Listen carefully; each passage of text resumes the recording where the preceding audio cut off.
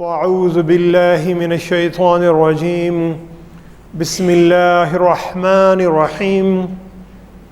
قال الله تعالى في الكتاب الحكيم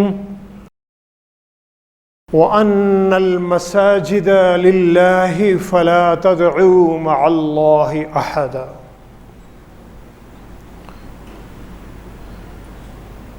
معزز سامعین،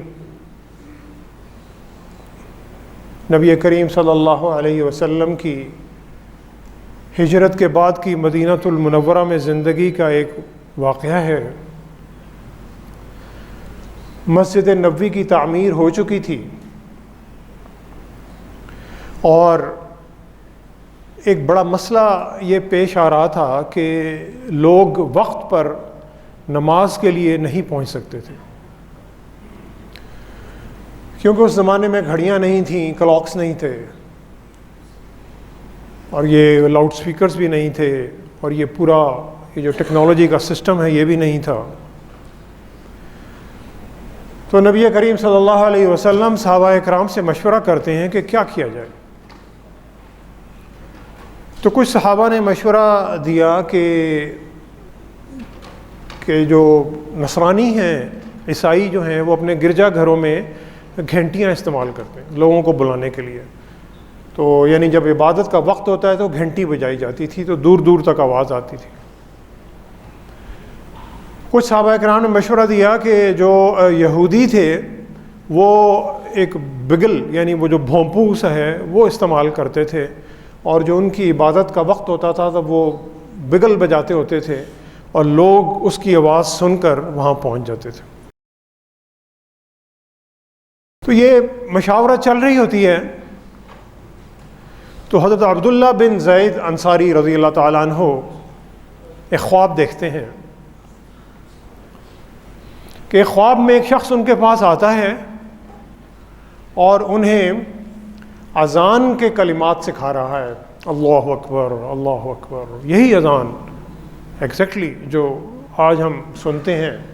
5 مرتبہ سنتے ہیں، یہی اذان کے کلمات جو ہیں وہ سکھا رہا ہے حضرت عبداللہ بن زید انصاری رضی اللہ تعالیٰ عنہ کو ایک شخص خواب میں۔ تو حضرت عبداللہ نبی کریم صلی اللہ علیہ وسلم کی خدمت میں آتے ہیں اور اپنا یہ خواب بیان کرتے ہیں۔ تقریباً اسی وقت حضرت عمر رضی اللہ تعالیٰ عنہ بھی جو ہیں وہی بھاگے بھاگے چلے آ رہے ہیں پیارے نبی کی خدمت میں، اور بالکل وہ یہی ایک خواب بیان کرتے ہیں کہ میرے پاس بھی خواب میں ایک شخص آتے ہیں اور اس نے مجھے یہ کلمات سکھائے ہیں، اذان کے کلمات، اللہ اکبر اللہ اکبر اللہ اکبر اللہ اکبر، اشہد ان لا الہ الا اللہ اشہد ان محمد رسول اللہ۔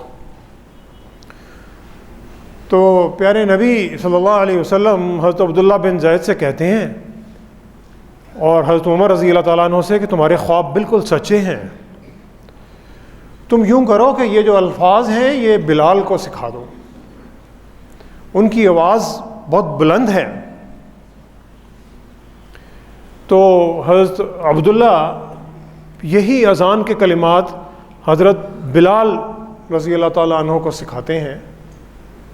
اور اس طرح حضرت بلال تاریخ اسلام کے پہلے مؤذن کے درجے پر فائز ہو جاتے ہیں۔ نبی کریم صلی اللہ علیہ وسلم نے فرمایا کہ شیطان جب اذان کی آواز سنتا ہے تو پیٹھ پھیر کر بھاگتا ہے، اور جب اذان ختم ہوتی ہے تو پھر واپس آ جاتا ہے، اور پھر جب تکبیر کی اقامت، نماز کی اقامت شروع ہوتی ہے پھر بھاگتا ہے، اور جب اقامت ختم ہوتی ہے تو پھر واپس آ جاتا ہے، اور پھر نمازیوں کے دلوں میں وسوسے ڈالتا ہے، خیالات ڈالتا ہے کہ فلاں بات یاد کر اور فلاں بات یاد کر، اور پھر نمازی کو یہ بھی یاد نہیں رہتا کہ اس نے کتنی رکعتیں پڑھی تھی۔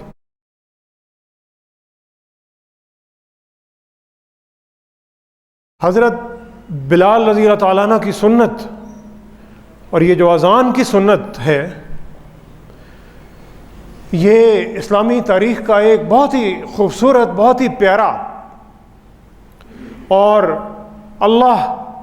اور نبی کریم صلی اللہ علیہ وسلم کے عشق اور محبت میں ڈوبا ہوا ایک مزین اور ایک خوبصورت باب ہے،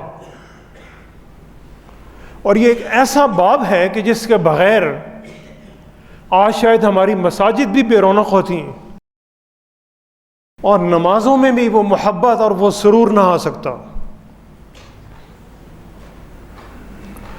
حضرت بلال رضی اللہ تعالیٰ عنہ کی زندگی کے واقعات ہم سب نے پڑھے ہوئے ہیں، لیکن ان واقعات کو اپنے دلوں میں تازہ رکھنا اور پھر حضرت بلال کی پیارے نبی صلی اللہ علیہ وسلم سے وہ جو والہانہ عشق تھا، وہ جو محبت تھی اور جو اللہ کی محبت ان کے دل میں تھی، وہ ایک ایسا جذبہ ہے کہ جس کو تر و تازہ رکھنا ہر مسلمان کے ایمان کا حصہ ہے۔ زمانہ جاہلیت میں مکہ میں ایک غلام تھے جن کا نام بلال تھا، سوڈان سے یعنی ایتھوپیا، حبشہ سے، حبشی انہیں کہتے تھے، یعنی کالا رنگ تھا۔ اور آج اگر وہ لوگ جنہیں سعودی عرب جانے کا اتفاق ہوتا ہے تو پیارے نبی صلی اللہ علیہ وسلم کی وفات کو تقریباً 1450 سال گزر چکے ہیں، اس کے باوجود وہاں کے لوگوں میں زمانہ جاہلیت کی بو آتی ہے، جو کہ ہم میں بھی آتی ہے، اور ہم رنگ و نسل کی بنیاد پر اپنے آپ کا کسی بھی قبیلے سے تعارف کرانا اسے بڑا فخر سمجھتے ہیں۔ تو اس وقت ذرا اپنے ذہن میں لائیں کہ آج سے 1450 سال پہلے زمانہ جاہلیت میں یہ جو نسل پرستی ہوگی یہ کتنے عروج پر ہوگی۔ نبی کریم صلی اللہ علیہ وسلم کی دعوت حق پر لبیک کہنے والے پہلے چند صحابہ اکرام میں حضرت بلال کا نام آتا ہے، اور وہ پھر اسلام قبول کر لیتے ہیں اور علی الاعلان اللہ کی بڑائی بیان کرتے ہیں، اور مشرکین کے جو بت اور جھوٹے خدا ہوتے ہیں ان سے اپنی لا تعلقی کا اظہار کرتے ہیں۔ تو سرداران قریش جو ہیں، آپ یقین کریں کہ ان کے غصے کا کیا حال ہوگا، وہ آگ بگولا ہو جاتے ہیں کہ ایک ادنا نسل کا غلام یہ بھی اتنی بڑی جرت کر سکتا ہے اور ان کے خداؤں کو جھٹلا سکتا ہے۔ تو مکہ کی گلیوں میں حضرت بلال کو رسیوں سے باندھا جاتا ہے، تپتی ریت پر انہیں گھسیٹا جاتا ہے، کوڑے مارے جاتے ہیں، اور ان کے سینے مبارک پر بھاری پتھر رکھے جاتے ہیں کہ تم محمد کے دین کو چھوڑ دو۔ لیکن حضرت بلال کی زبان پر ایک ہی کلمہ رہتا ہے، احد احد، اللہ ایک ہے، اللہ ایک ہے۔ یہ بات نبی کریم صلی اللہ علیہ وسلم تک پہنچتی ہے، اور آپ حضرت ابو بکر رضی اللہ تعالیٰ عنہ سے کہتے ہیں کہ بلال کو خرید کر آزاد کروا دو۔ تو حضرت ابو بکر جو سرداران قریش امیہ بن خلف ہوتا ہے اس کے پاس جاتے ہیں کہ جس کی غلامی میں حضرت بلال ہوتے ہیں۔ حضرت ابو بکر امیہ سے نیگوشیٹ کرتے ہیں اور 3 غلاموں کی قیمت دے کر بلال کو آزاد کرا دیتے ہیں۔ ایک ادنا نسل کا غلام اصحاب رسول کا درجہ پا لیتا ہے۔ بندہ و صاحب و محتاج و غنی ایک ہوئے، تیری سرکار میں پہنچے تو سبھی ایک ہوئے۔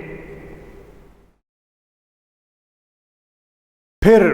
حضرت بلال نبی کریم صلی اللہ علیہ وسلم کے جانثار ساتھیوں میں سے ایک ساتھی بنتے ہیں، اور مدینہ ہجرت کرتے ہیں۔ غزوہ بدر میں وہ اپنے جو پچھلا جو ان کا آقا ہوتا ہے، جس نے ان پر ظلم و ستم کے بازار اور پہاڑ توڑے ہوتے ہیں، امیہ بن خلف کو اپنے ہاتھوں سے واصل جہنم کرتے ہیں۔ پھر مکہ فتح ہوتا ہے اور ہزاروں لوگوں کی موجودگی میں، جس میں بڑے بڑے جلیل القدر صحابہ اکرام بھی ہیں اور قریش کے بڑے بڑے سردار بھی ہیں، ان سب کی موجودگی میں پیارے نبی صلی اللہ علیہ وسلم اپنے غلام حضرت بلال، اپنے آزاد کردہ غلام حضرت بلال کو بلاتے ہیں اور انہیں کہتے ہیں کہ کعبۃ اللہ کی چھت پر چڑھو اور وہاں پر جا کر اذان دو۔ کئی ہزاروں سال بعد اللہ کے گھر میں اللہ کی تکبیر بلند ہوتی ہے، اللہ اکبر کی صدا بلند ہوتی ہے۔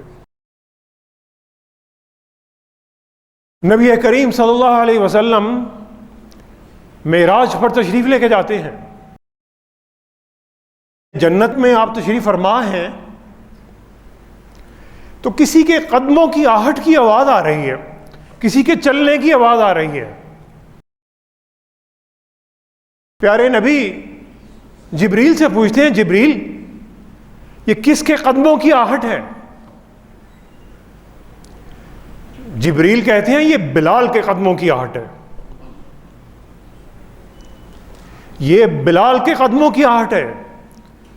پیارے نبی صلی اللہ علیہ وسلم معراج سے واپس آتے ہیں اور صحابہ اکرام سے کہتے ہیں بلال کامیاب ہو گئے، بلال کامیاب ہو گئے، اور میں نے جنت میں انہیں ایسے دیکھا ہے۔ اور پھر پیارے نبی بلال سے پوچھتے ہیں، بلال تم ایسا کیا کام کرتے ہو کہ جس کے بارے میں مجھے جبریل نے بشارت دی ہے؟ کمال عجز و انکساری سے بلال کہتے ہیں کہ یا رسول اللہ صلی اللہ علیہ وسلم مجھے تو کوئی خاص کام یاد نہیں آتا، ہاں جب میں وضو کرتا ہوں تو میں وضو کے نوافل ضرور پڑھتا ہوں۔ پیارے نبی صلی اللہ علیہ وسلم اس دنیا سے رخصت ہو جاتے ہیں، بلال سے مدینہ میں رہنا محال ہو جاتا ہے۔ ان مدینہ کی گلیوں میں جہاں حضرت بلال اپنے محبوب کو دیکھتے تھے، ان سے برداشت نہیں ہوتا کہ وہ مدینہ میں رہیں اور نبی رحمت صلی اللہ علیہ وسلم کا دیدار مبارک انہیں نصیب نہ ہو۔ وہ شام کی طرف چلے جاتے ہیں، ہجرت کر جاتے ہیں۔ کئی سال گزر جاتے ہیں۔ ایک دن نبی کریم صلی اللہ علیہ وسلم حضرت بلال کو خواب میں آتے ہیں اور کہتے ہیں بلال بہت عرصہ ہو گیا ہے، تم میرے سے ملنے نہیں آئے۔ بلال اٹھتے ہیں اور سیدھا مدینہ المنورہ کا رخ کرتے ہیں۔ بڑی لمبی مسافت کے بعد مدینہ پہنچتے ہیں، مسجد نبوی میں جاتے ہیں، اذان کا وقت ہوتا ہے۔ مسجد نبوی کے ممبر سے پیارے نبی صلی اللہ علیہ وسلم کی وفات کے بعد کئی سالوں بعد پہلی مرتبہ سوز اور غم میں ڈوبی ہوئی بلال کی آواز، اذان کی آواز، اللہ اکبر کی صدا گونجتی ہے۔ مدینہ المنورہ میں ایک طوفان مچ جاتا ہے۔ ہر مرد اور ہر خاتون کی آنکھ حبیب کی یاد میں بھیگ جاتی ہے۔ حضرت بلال اذان دے رہے ہیں، اشہد ان محمد رسول اللہ، جب اس کلمات پر پہنچتے ہیں تو روتے روتے گرتے ہیں اور بے ہوش ہو جاتے ہیں، کیونکہ انہوں نے اپنی زندگی میں اپنے حبیب کی عدم موجودگی میں کبھی اذان نہیں دی تھی۔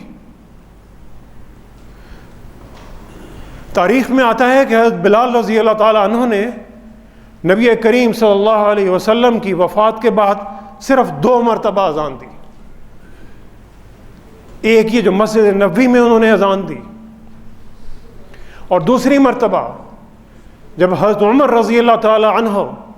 بیت المقدس کو فتح کرتے ہیں تو وہاں پر بلال موجود ہوتے ہیں. تو بلال سے کہتے ہیں کہ بلال ہمارے لیے اذان دیجیے. اور حضرت عمر بلال کو ہمیشہ سیدنا کہہ کر بلاتے تھے، یعنی ہمارا لیڈر کہہ کر بلاتے تھے، ہمارا امام کہہ کر بلاتے تھے. اور حضرت بلال وہاں پر اذان دیتے ہیں بیت المقدس میں. اور تاریخ میں آتا ہے کہ اس اذان کو سن کر حضرت عمر اتنا پھوٹ پھوٹ کر روئے کہ اپنی زندگی میں اس سے پہلے کبھی اتنا نہیں روئے تھے. بلال بستر مرگ پر آتے ہیں اور ان کی بیوی کہتی ہے کہ کتنے غم کی بات ہے کہ آپ ہم سے جدا ہو رہے ہیں. بلال کہتے ہیں کتنی خوشی کی بات ہے کہ میں جلد ہی رسول اللہ صلی اللہ علیہ وسلم اور اصحاب رسول سے ملاقات کروں گا. سامعین گرامی، حضرت بلال کو یہ مرتبہ رنگ و نسل کی بنیاد پر نہیں ملا،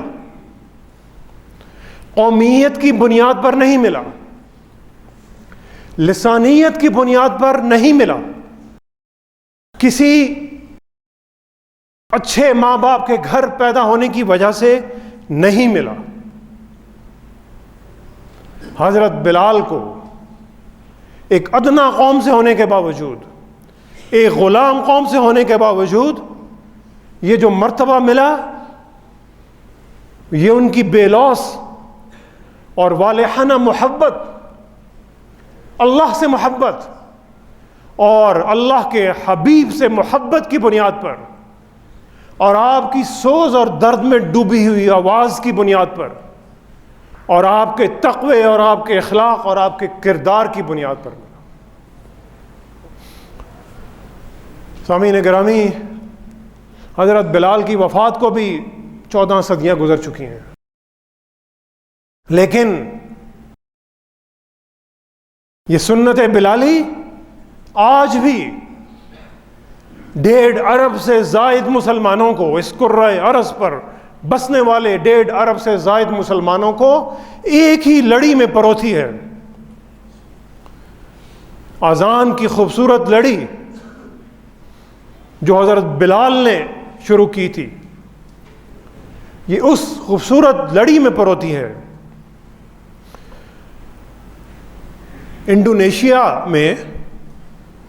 صبح 4 یا 5 بجے جب اذان فجر شروع ہوتی ہے، پھر وہاں سے ملیشیا، برما، ڈھاکہ، انڈیا، سری نگر، سیالکوٹ کی طرف طلوع فجر کا وقت آہستہ آہستہ بڑھتا جا رہا ہے. پھر یہاں سے کراچی سے عمان،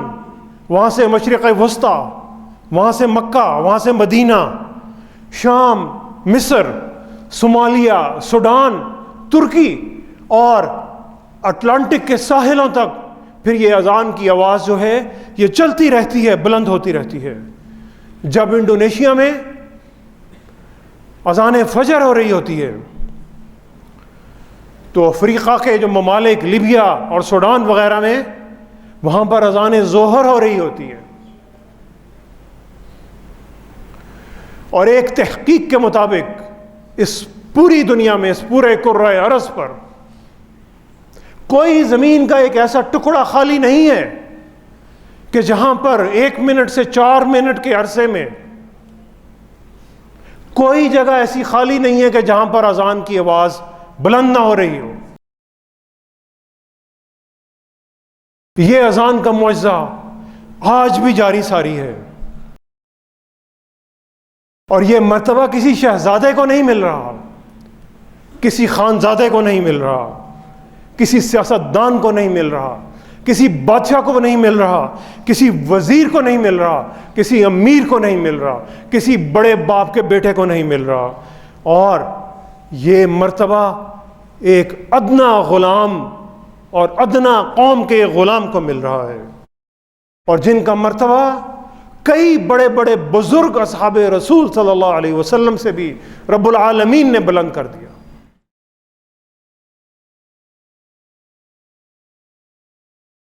اسلام پر کچھ لوگ طنزیہ باتیں کرتے ہیں،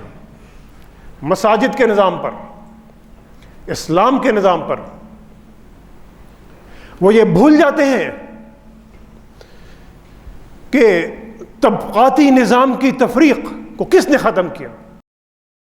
وہ یہ بھول جاتے ہیں کہ رنگ و نسل اور لسانیت کی بنیاد پر تفریق کو کس نے ختم کیا۔ انہیں یہ یاد نہیں رہتا کہ دولت اور خوبصورتی اور جمال کی بنیاد پر تفریق کو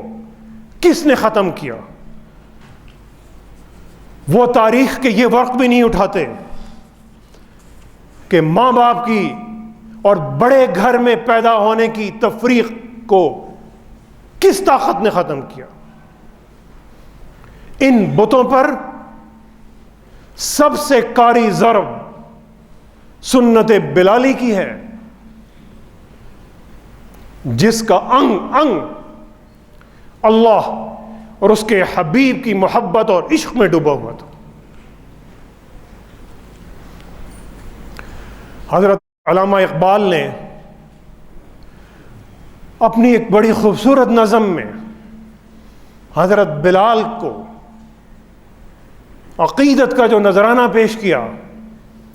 اور اس نذرانے میں انہوں نے حضرت بلال کا موازنہ کیا ہے سکندر اعظم سے، جس کو سکندر رومی کہتے ہیں، جو اپنے زمانے کا ایک بہت بڑا فاتح تھا، بہت بڑا لیڈر تھا، لیکن وقت گزرنے کے ساتھ ساتھ ہر بڑے لیڈر کا نام جو ہے وہ ختم ہو جاتا ہے، لیکن ان لیڈروں کا نام ختم نہیں ہوتا جو لوگوں کے دلوں میں زندہ رہتے ہیں۔ اور سکندر اعظم کا نام بھی سمٹ کر تاریخ میں چھوٹا ہو گیا۔ اقبال کہتے ہیں، لکھا ہے ایک مغربی حق شناس نے، ایک یہودی آتھر تھا ایمینوئل آسکر، جس کو علامہ اقبال کوٹ کر رہے ہیں، لکھا ہے ایک مغربی حق شناس نے، اہل قلم میں جس کا بہت احترام تھا، جولا نگہ سکندر رومی تھا ایشیا، گردوں سے بھی بلندر اس کا مقام تھا، تاریخ کہہ رہی ہے کہ رومی کے سامنے، تاریخ کہہ رہی ہے کہ رومی کے سامنے دعویٰ کیا جو پورس و دارا نے خام تھا، دنیا کے شہنشاہ انجم سپاہ کو حیرت سے دیکھتا فلک نیل فام تھا۔ آج ایشیا میں اس کو کوئی جانتا نہیں، آج ایشیا میں اس کو کوئی جانتا نہیں، تاریخ داں بھی اسے پہچانتا نہیں،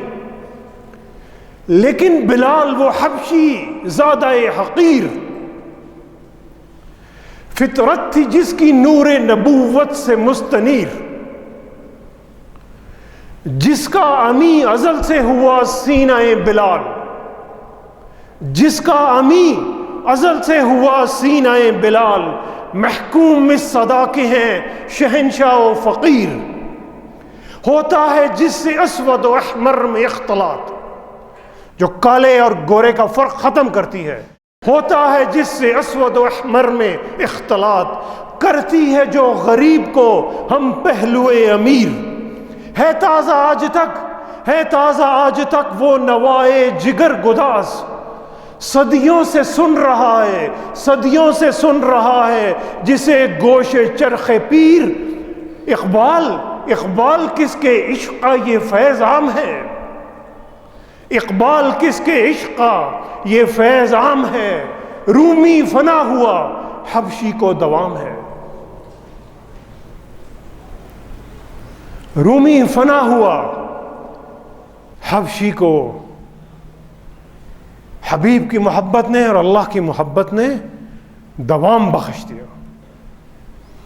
اقبال کس کے عشق کا یہ فیض عام ہے، یہ عشق حقیقی جس نے حضرت بلال رضی اللہ تعالیٰ عنہ کی سنت کو قیامت تک کے لیے امر کر دیا۔ وَأَنَّ الْمَسَاجِدَ لِلَّهِ فَلَا تَدْعُوا مَعَ اللَّهِ أَحَدًا، یہ مساجد صرف اللہ تعالیٰ کے لیے، یہاں پہ اللہ کے علاوہ کسی کو نہیں پکارو۔ وَأَنَّ الْمَسَاجِدَ لِلَّهِ، یہ اللہ کی مساجد ہیں، اور اللہ کی مساجد کو سنت بلالی آج بھی دن میں 5 مرتبہ ایک نئی زندگی بخشتی ہے۔ مساجد امیدوں کا مرکز ہیں، رحمتوں کا مرکز ہیں، برکتوں کا مرکز ہیں، روحانیت کا مرکز ہیں۔ یہاں پر اللہ کے بندے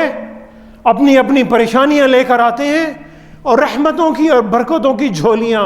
بھر کر جاتے ہیں۔ اس مملکت خداداد میں تقریباً 2 لاکھ کے قریب مساجد ہیں، سوائے چند مساجد کے باقی جتنی بھی مساجد ہیں، کسی مسجد کو کوئی حکومت اور کوئی NGO ایک پیسہ نہیں دیتی۔ کتنا بڑا یہ ایک نظام ہے جو چل رہا ہے۔